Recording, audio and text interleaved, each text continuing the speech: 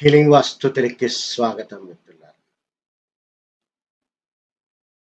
ఒక మండువ గ్రహం ద్వారా వాస్తు మంచి వాస్తు పాటించడానికి కావలసినటువంటి మూల సూత్రాలు అనేటటువంటి శీర్షికన చెప్పేటటువంటి రెండవ వీడియో. మొదటి వీడియోలో మనము భూమి మీద దిక్కులకు సరిపెట్టి కట్టాలి అనేటటువంటిది మూలమైనదిగా చెప్పడం జరిగింది. రెండవది, ఒక ఇల్లు కట్టినప్పుడు ఒక ఖాళీగా ఉన్నటువంటి ఒక ల్యాండ్ మనం తీసుకుంటాం. మనకి నచ్చిన విధంగా 2 బెడ్రూము, 3 బెడ్రూము, మండువానో, డూప్లెక్సో మనం కట్టుకుంటాం. కానీ ఇక్కడ టెక్నికల్‌గా జరుగుతున్నటువంటి ఫినామినా అనేది మీరు అర్థం చేసుకోవాలి. అదే మన మీద చూపెడుతున్నటువంటి ప్రధానమైనటువంటి భావన. ప్రధానమైనటువంటి కంటికి కనపడినటువంటి సబ్జెక్టు లేదా సబ్స్టెన్స్.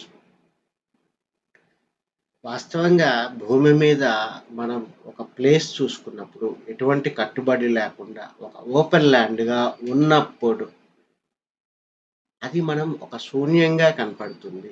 లేదా ఒక ఖాళీగా కనపడుతుంది. మనకి వాతావరణం ఖాళీగా కనపడుతుంది. కానీ ఈ యొక్క స్పేస్ అనేది ఒక ఎనర్జీతో నిండి ఉంటుంది. మనకి అది అనుభవంలోకి రాదు. కానీ it's a pulsation of the atomic particle. పూర్తిగా ఈ యొక్క బ్రహ్మాండం అంతా స్పేస్ అనేటటువంటి మహాసాగరంతో నిర్మితమైనది. అందులో భూమి అతీతం కాదు. భూమి కూడా ఆ స్పేస్‌లోనే ఒక ఫ్లోట్ అవుతూ ఉందన్నమాట. ఒక సౌర కుటుంబం తీసుకున్నప్పుడు సూర్యుని చుట్టూ తన చుట్టూ తాను తిరుగుతూ సూర్యుని చుట్టూ చలించేటటువంటి ఈ యొక్క భూమి కూడా వాస్తవంగా ఆ స్పేస్ అనేటటువంటి మహాసాగరంలో సంచరించిస్తున్నటువంటి చిన్న బంతి లాంటిదన్నమాట. మరి ఒక భూమే స్పేస్‌లో ఇమ్మర్స్ అయి ఉన్నప్పుడు భూమి మీద ఉన్న మనం కూడా ఆ యొక్క స్పేస్ అనేటటువంటి మహాసాగరంలో మనం కూడా విహరిస్తున్నాము. ఇండీడ్ వాస్తవంగా ఇమ్మర్స్ అయి ఉన్నాం. అంటే ఒక స్పేస్ అనేటటువంటి మహాసాగరంలో మనం వీఆర్ స్విమ్మింగ్. మనం ఈదుతున్నాము లెక్క వాస్తవంగా చెప్పాలి అంటే. అందువల్ల ఒక స్పేస్ అనేది, ఒక రిథమ్ అనేది ప్రకృతిలో ఒక సహజ సిద్ధమైనటువంటి ఒక స్కేలింగ్‌తో ఉంటుందన్నమాట. మనం ఇల్లు కట్టినప్పుడు ఏం చేస్తాము? ఒక్కసారి ఊహించుకోండి. ఒక 4 గోడలతో ఇల్లు కట్టాము. కానీ ఇల్లు కట్టినప్పుడు ఏం జరుగుతుంది? మనము ఆ ఇంటిని 2 బెడ్‌రూమా, 3 బెడ్‌రూమా అనే ఒక స్పేసెస్ కింద లేదా వరండాలా, పోర్చ్‌లా అని చెప్పి మనం ఒక ఎంక్లోజ్డ్ స్పేస్‌ని తీసుకొని ఒక విభజన, ఒక ఫంక్షనాలిటీ కింద మనం మాట్లాడుకుంటాము.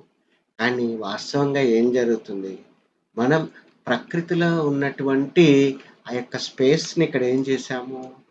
ఫోర్సిబుల్లీ ఎంక్లోజ్ చేశాం దాన్ని. దాన్ని మనము బంధించాము. ఫోర్సిబుల్‌గా ఒక 4 గోడలు చూడండి, ఇవన్నీ నా ఇంటికి 4 గోడలు అనుకుంటే వాట్ వి డిడ్?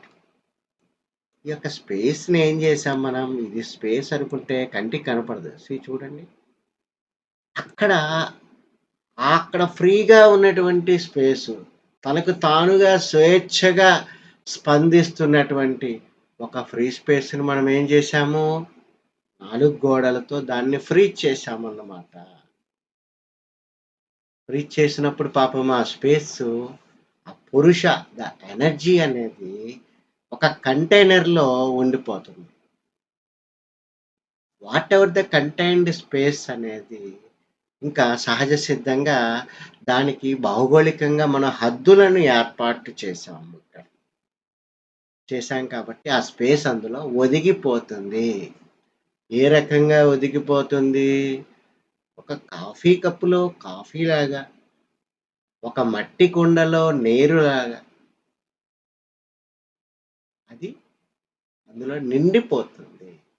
అంటే బాహ్యంగా మనం ఒక చతురస్ర ఆకారం ఇస్తే, చతురస్రము ఆకారంలో నిండిపోతుంది.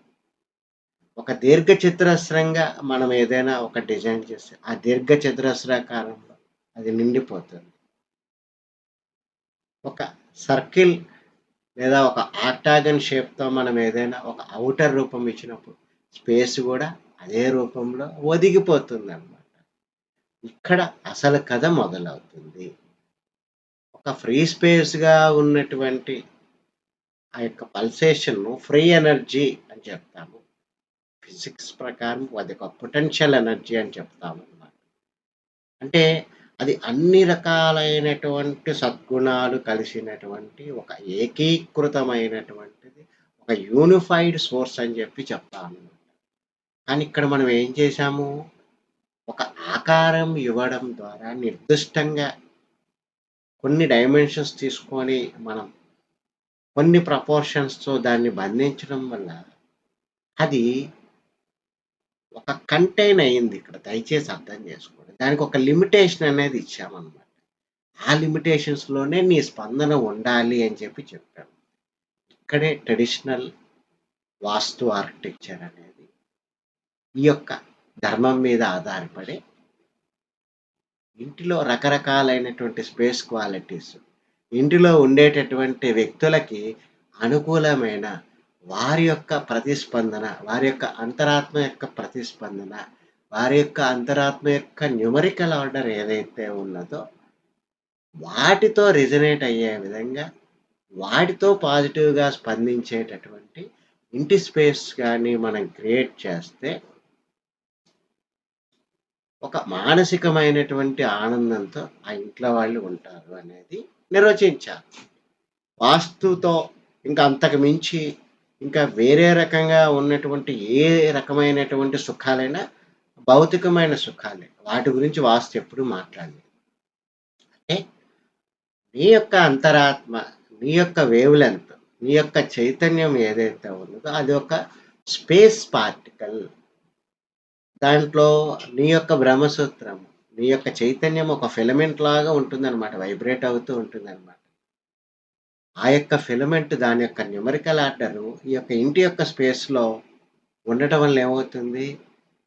ఈ ఇంటికి కూడా ఒక మూల స్తంభం, ఒక మూలస్థానం, ఒక బ్రహ్మ తంత్రి అని చెప్పి చెప్తామనమాట. బ్రహ్మసూత్రం. ఇంటికి కూడా ఒక క్వాలిటీ ఏర్పడుతుంది. దానికి కూడా ఒక బ్రహ్మసూత్రం ఏర్పడుతుంది. మనిషికి చైతన్యం ఎలా ఉందో ఇంటికి కూడా ఒక చైతన్యం అనేది తీసుకుంటుంది. ఇంటి యొక్క చైతన్యము తనలో ఉన్నటువంటి జీవాత్మలు ఏవైతే ఉన్నాయో వాటి మీద తన యొక్క ఇంపాక్ట్ చూపెడుతుంది. కాబట్టి ఆ ఇంపాక్ట్ ఎలా ఉండాలంటే ఒక భావసారూప్యంగా 2 ఒకదానికొకటి పాజిటివ్‌గా స్పందించుకునేటట్టు ఉండాలి.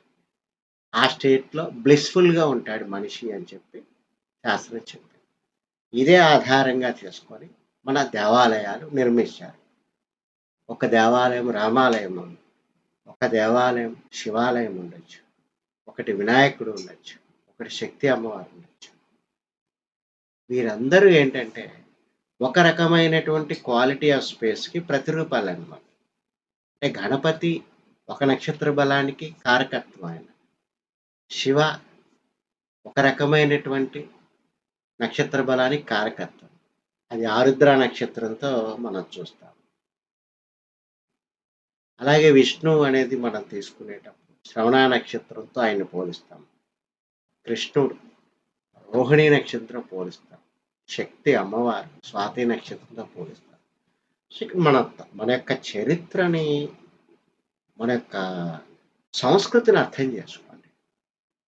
మనము ఆత్మకి సంబంధించినటువంటి సోల్ సెంట్రిక్ సంబంధించినటువంటి విధానం మనది. అంటే ఎవ్రీథింగ్ ప్రతి సోల్ ఇంకో సోల్‌తో రెసొనేట్ అయ్యే విధంగా ఉండాలి. అది ఇల్లైనా సరే, అది భార్య అయినా సరే. ఒక సంబంధం చూసినప్పుడు గూడా ఒక అయ్యవారికి, ఒక అమ్మవారికి ఇద్దరికి మ్యారేజ్ చేయాలనుకునేటప్పుడు వారు ఏ జన్మ నక్షత్రంలో పుట్టారు? వారిద్దరూ సఖ్యతగా ఉంటారా? అంటే ఏంటి ఇక సోల్స్‌ని ఒకదానితో ఒకళ్ళు ఎలా స్పందిస్తాయి? ఎలా రెసొనేట్ అవుతాయి? అనేది చాలా పాళ్ళు కలిసే విధంగా చూసి, ఏ రకంగా మన భారతీయ వివాహ వ్యవస్థ ఉందో, మన భారతీయ వాస్తు వ్యవస్థ కూడా అటువంటి ఒక ఆత్మతత్వానికి ఆ ఇంట్లో ఉండే వాళ్ళకి సూట్ అయ్యేది మనం క్యాలిక్యులేట్ చేసి దాన్ని ఎగ్జిక్యూట్ చేస్తాము. అందువల్ల రెండో అతిపెద్ద మూల సూత్రం ఏంటంటే quality of the space. Enclosed quality space ఏదైతే ఉన్నదో ఒక ఇల్లు కట్టినప్పుడు దాని యొక్క క్వాలిటీ ఏంటి? అది ఆ ఇంట్లో వాళ్ళకి సరిపోతుందా లేదా అనేది గమనించాలి. మరి ఈ రోజున ఒక ఒక సిస్టమ్‌తో నడుస్తూ ఉందన్నమాట. ప్రతి ఒక్కళ్ళు అదే వాస్తుని ముందుకు వెళ్తున్నారు. కొత్తదనాన్ని ఆస్వాదించే పరిస్థితుల్లో లేదు. సమాజంలో ఎవరేది గత 40, 50 సంవత్సరాలుగా సపోజ్ ఒక వ్యవస్థ గోదావరి జిల్లాలో నడుస్తుందనుకోండి. అదే వ్యవస్థను వాళ్ళు యాక్సెప్ట్ చేస్తారు. వారు నమ్మేటటువంటి సిద్ధాంతులు ఇచ్చేటటువంటిది తప్పా, రైటా వాళ్ళకి అనవసరం. వారు ఆ ఎన్‌క్లోజర్ నుంచి బయటికి రారు. ఆ పద్ధతుల నుంచి బయటికి రారు.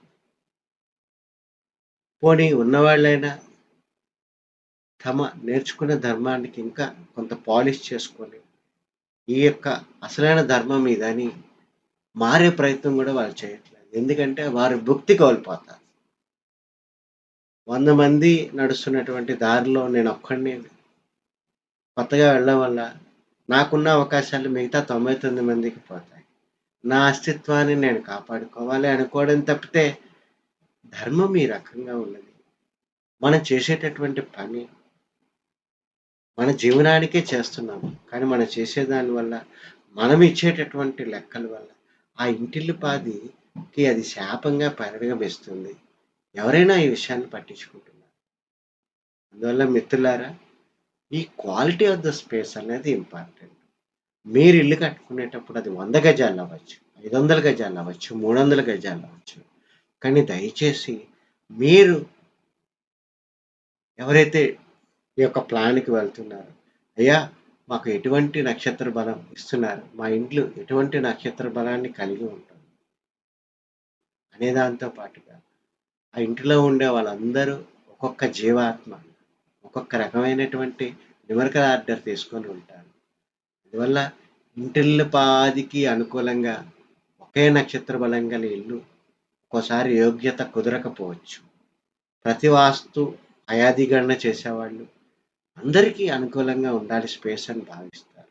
కానీ అది సాధ్యపడకపోవచ్చు కొన్ని సందర్భాలలో. అందువల్ల మన వ్యవస్థ ఎవరెవరికి ప్రయారిటీ ఇచ్చుకుంటూ వెళ్ళాలి అని చెప్పి చెప్పిందనమాట. భార్యాభర్తలు వాళ్ళకి ప్రయారిటీ ఇవ్వమని చెప్పిందనమాట. ఎందువల్ల ఒక కొంత వయసు వచ్చే వరకు తల్లిదండ్రుల యొక్క ఇన్‌ఫ్లూయెన్స్ పిల్లల మీద ఉంటుంది కాబట్టి, ముందు తల్లిదండ్రులు ఒక సన్మార్గంలో ఉండాలి కాబట్టి, ఒక ఇల్లు, ఒక భార్య, భార్య తర్వాత భర్త, భర్త తర్వాత వారి పిల్లలు. ఈ రకంగా ఒక ఒక స్టెప్ బై స్టెప్ తీసుకోవడం అనేది జరుగుతుంది. కొన్ని సందర్భాలలో అందరికీ సంబంధించి సరిపోవచ్చు. కొన్ని సందర్భాలలో కొంతమందికే సరిపోవచ్చు. కానీ ఎవరు ఎవరి సంపాదన ద్వారా ఎవరు ఆ కుటుంబ పెద్ద అని మనం నిర్ణయించుకున్న తర్వాత ఆ పెద్దకి అనుకూలంగా ఉండేటట్టు ఇల్లు కడితే ఆ పెద్దే మిగతా వాళ్ళందరినీ చూసుకుంటాడు అని చెప్పి చెప్పడం జరిగిందనమాట. సో, ఇంత కథ ఉందనమాట. అందువల్ల మనకి నక్షత్రాలు ఎలా ఉన్నాయో, అలాగే ఇంటికి కూడా ఒక నక్షత్ర బలాన్ని కలగజేయడమే వాస్తు విధి. ఇది రెండవ మూల సూత్రం కింద నేను చెప్పడం జరుగుతుంది మిత్రులారా. మరొక వీడియోలో మూడవ మూల సూత్రం అంటే ప్రపోర్షన్స్ ఆఫ్ ద హౌస్ అని అంటారనమాట. ఇంటి యొక్క పొడుగు వెడల్పుకి చాలా రిలేషన్ అనేది ఉంటుంది. అది ఇంటిని బ్యాలెన్స్ చేస్తుంది. ఎనర్జీని బ్యాలెన్స్ చేస్తుంది. ఇది మనం మూడో వీడియోలో మాట్లాడుకుందాం మిత్రులారా. Thank you very much.